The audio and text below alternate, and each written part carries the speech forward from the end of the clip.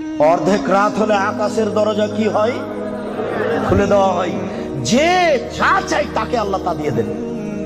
যে যে বিষয়ে প্রার্থনা করে সেটা আল্লাহ কবুল করেন।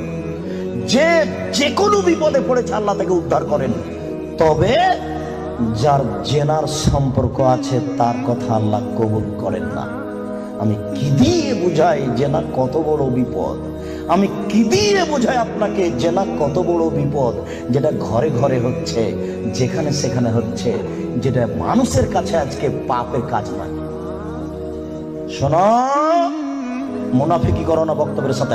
এই ছেলে, তোমাকে আমি কঠিন ভাবে বলে যাচ্ছি, তুমি বক্তব্যের সাথে মুনাফিকি করো না।